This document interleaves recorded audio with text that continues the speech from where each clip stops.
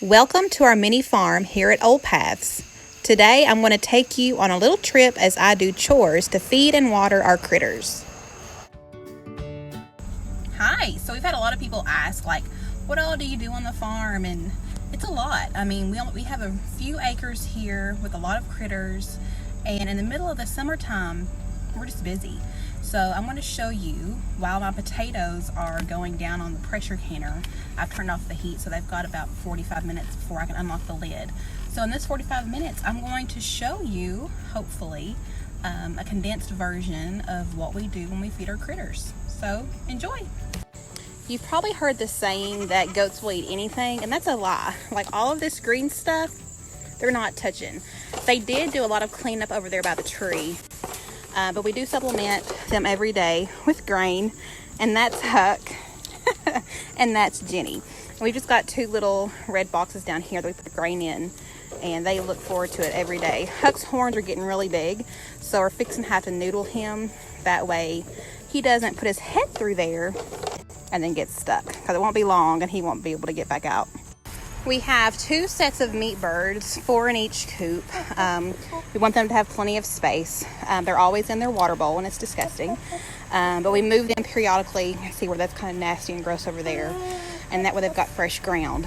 But we give them feed usually every 2 to 3 days, because you don't want to overfeed your meat birds, because they don't have a stopping mechanism. They'll just eat until their stomach will blow up, which sounds gross. So we kind of spare it out a little bit. We always water, and that will fill them up, but we don't feed them every single day. As long as they've got the green ground below them too, they can scratch around and be real chickens. Oh no! I think I picked up most of the grain. But yeah, so we'll just swing this into their little IVC tote, and that'll keep the weather off of it. Because the worst thing about feed and these little feeders is if it gets wet, it clogs it up really bad, and it's a nightmare. So we always want to swing that into the IVC tote. The next place is the Green Mile, and we originally named it the Green Mile because we had some unruly roosters that were going to meet their demise. But now these are actually eggs that we incubated and hatched out in April. So they are getting big, won't be long and they'll start laying. Most are hens, there may be 1 or 2 roosters, so we're hoping to see some eggs from them soon. But as you can see, there's no green here at all, so we have to feed them constantly. We want to make sure they're good and healthy. And we have been giving them a medicated feed, only because we had a few deaths there. About a month ago, we had 4 birds that were just dead, and there wasn't really a reason. So we made sure to put apple cider vinegar in their water, and we gave them medicated feed, and they seem to be doing really well now. But here is how I distribute food to them so that I can get to their feeder. So we'll see if I can do this with one hand while it's holding the other pitcher. So I just get I have 2 pitchers. Hello! I have 2 pitchers, and I just start sprinkling this down the mile, and they start eating that. And that gives them the instinct to scratch around on the ground. We want them to always have that instinct. And I just sprinkle this all the way down, 1 pitcher full. And then I usually have followers, because they know I'm fixing to fill up their bucket. And their bucket is over here next to their coop. I'm sorry, it's a little crazy, but I just fill their bucket up. The rabbit hut is adjacent to the Green Mile. We have 10 rabbits. 8 of them are full-blooded silver fox. We have our 2 females, or does. This is Hazel, and that's Opal, and they're all hungry as well. All the animals are always hungry at the same time. And we just have their feeders in here. We color code the feeders. Purple is for female, green is for male, and that just helps us remember when there's days when it's just too crazy and you can forget real easily. Sometimes you run into feeders that have been knocked down, like Opal, and we just hook this back. I'm going to get some zip ties here in a minute and reinforce this so it doesn't keep happening. But they're hungry. This is Stuart. And you probably have noticed there's towels in each of the cages, and that just helps the rabbits on these hot summer days. The towel will give them something cool to lay on to cool down. You could even put your towels in the freezer beforehand if you know it's going to be a really, really hot day, and put that in there, and they really like just being cooled off. But this is Stewart. He's one of our males. We've got 2 males and 2 females that we breed because we are eating our rabbits. It's a great source of food, and it's delicious. They get really big. So the last rabbits that we harvested, they probably weighed between 6 and 8 pounds a piece. But yeah, like over here is Roger behind Stewart, and he's probably about a 12-pound rabbit. They're beautiful. They've got the silver tips, and that makes them known as a silver fox. They're American heritage breed. They're pretty rare, but we're really thankful to have them in our flock. These are the babies. So these are the baby boys, and these are the baby girls.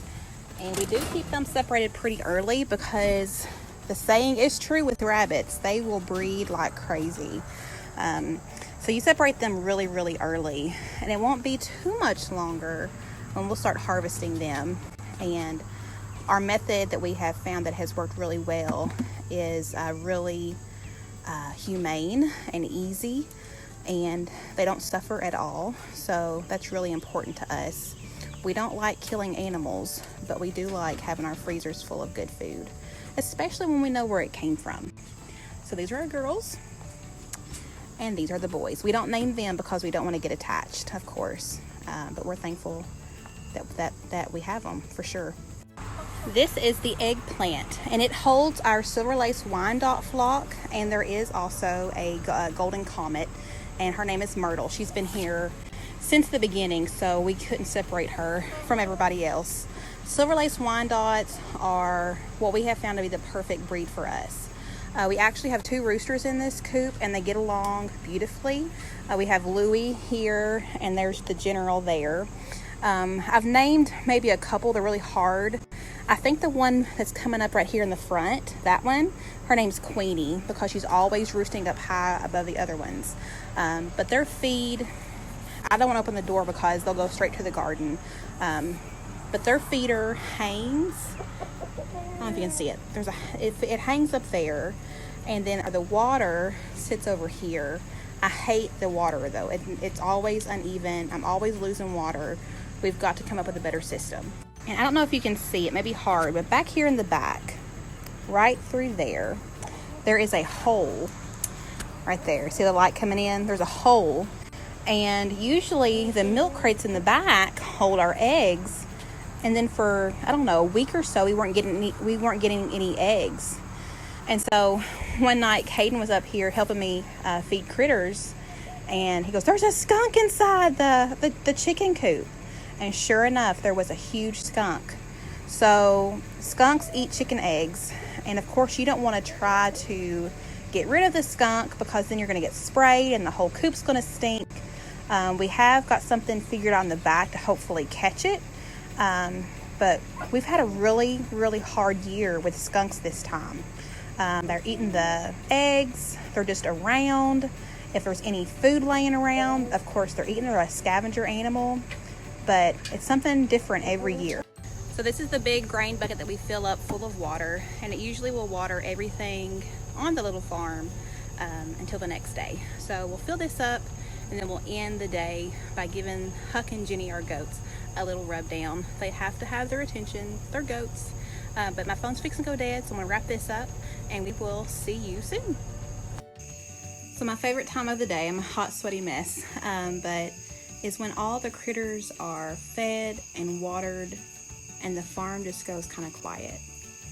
And that just lets you know that they're happy, and they're content, and they're taken care of, and they're not wanting for anything. I'm dripping in sweat.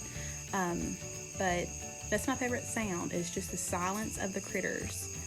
If they were bawling or, doing their goat bleats, or the chickens were crowing and cackling, you know that something's going on or that they need something. But when they're fed and they're watered and there's just a hush over the farm, there's nothing like it. Know well the condition of your flocks and give attention to your herds. Proverbs 27 and 23.